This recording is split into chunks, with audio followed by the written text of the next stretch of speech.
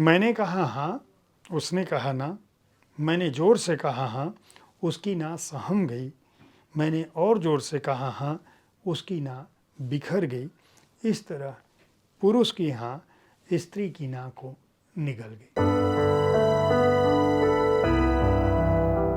नमस्कार, आप देख रहे हैं साहित्य तक के बुक कैफे का एक दिन एक किताब कार्यक्रम। मैं हूं जयप्रकाश पांडे। आज शुक्रवार है और वादे के मुताबिक मैं एक कविता संग्रह के साथ उपस्थित हूं।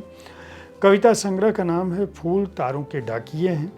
संजीव कौशल इसके रचनाकार हैं। संजीव कौशल अपने समय में अपनी कविताओं में मानव की जो सापेक्षता है, जो प्रकृति है, जो गुलमोहर है, जो मछलियाँ हैं, जो मेट्रो है, जो प्रेम है, उसके विविध स्वरूपों को रखते रहें। उंगलियों में परछाइयाँ तथा घर ख्वाबों से बनता है, ये उनके दो कविता संग्रह इससे पहले प्रकाशित हो चुके हैं। विश्व साहित्य के महत्वपूर्ण कवियों की कविताओं का अनुवाद जो है उम्मीद में प्रकाशित हुआ है।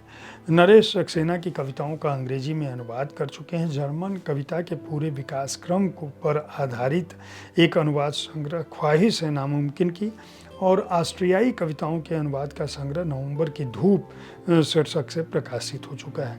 उत्तर प्रदेश के अलीगढ़ के अकबराबाद गांव में पैदा हुए अंग्रेजी के प्राध्यापक हैं और दिल्ली विश्वविद्यालय में, और यह उनका कविता संग्रह है फूल तारों के डाकिये हैं। आप जानते हैं कि मैं कविताओं पर कोई राय रखने की बजाय सीधे कविताएं पढ़ता हूं, ताकि आप समझ सकें कि आपका प्रिय रचनाकार अपने संग्रह विशेष में किस तरह की कविताओं के साथ उपस्थित है। पहली कविता जो मैं पढ़ रहा हूं उसका शीर्षक है स्वाद। फूल तारों के डाकिये हैं, कविता संग्रह है संजीव कौशल का। माँ के हाथ का खाना हमें स्वादिष्ट लगता है और माँ को अपनी माँ के हाथ का। माँ के हाथ का खाना हमें स्वादिष्ट लगता है और माँ को अपनी माँ के हाथ का। माँ जब भी कुछ खास बनाती हैं, नानी की याद जैसे कढ़ाई में उतर आती है। छुन छुन करते मसाले उससे बतियाते हैं, बचपन की कोई महक उसे बाहों में घेर लेती है। महक का झोंका कभी कभी इतना गाढ़ा होता है कि माँ उसी में खो जाती है। सिर्फ स्वाद बचता है, माँ या उनकी माँ या उनकी भी माँ, न जाने कितने हाथों का स्वाद। दूसरी जो कविता मैं पढ़ रहा हूँ उसका शीर्षक है तुम आओ। कविता संग्रह है फूल तारों के डाकिये हैं, रचनाकार हैं संजीव कौशल। घर ज्यों का त्यों है, हर चीज वही है जहां तुमने रखी थी। घर ज्यों का त्यों है, हर चीज वही है जहां तुमने रखी थी। पता नहीं सब उजाड़ लग रहा है, जैसे कोई कभी यहाँ रहा ही नहीं। चंद घंटे हुए हैं तुम्हें घर से गए, और देखो सारे रंग उतर गए। रंग तुमसे बंधे हैं, तुम आओ तो रंग आए। तीसरी कविता जो मैं पढ़ रहा हूँ उसका शीर्षक है किसान। संग्रह है फूल तारों के डाकिये हैं, रचनाकार है संजीव कौशल। खेत में मर रहा है किसान, दादा के लगाए नीम से लटक नाती दे रहा है जान।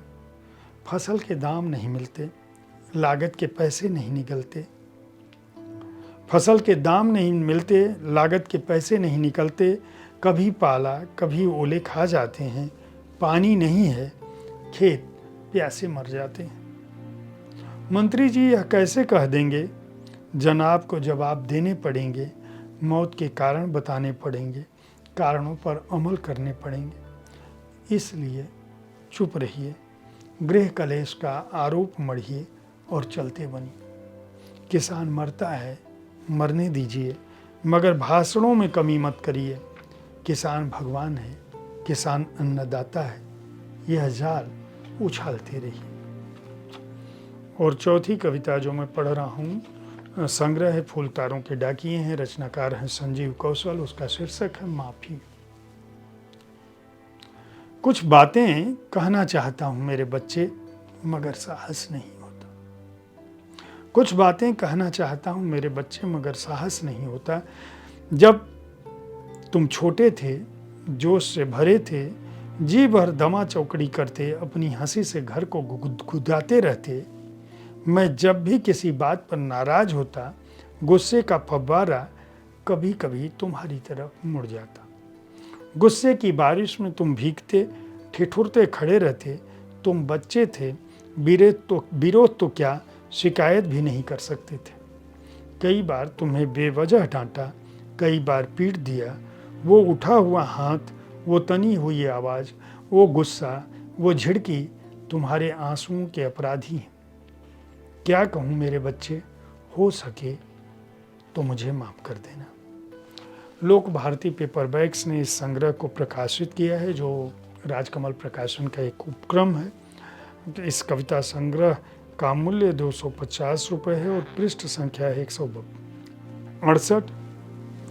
उम्मीद है कविताओं पर आधारित हर शनिवार को कविता संग्रहों की जानकारी देने वाला यह कार्यक्रम आपको पसंद आ रहा होगा। मेरे वरिष्ठ सहयोगी संजीव पालीवाल आज की कविता में हर दिन आपके लिए एक कविता सुनाते हैं। उनकी पाठ्य शैली भी बहुत अच्छी है।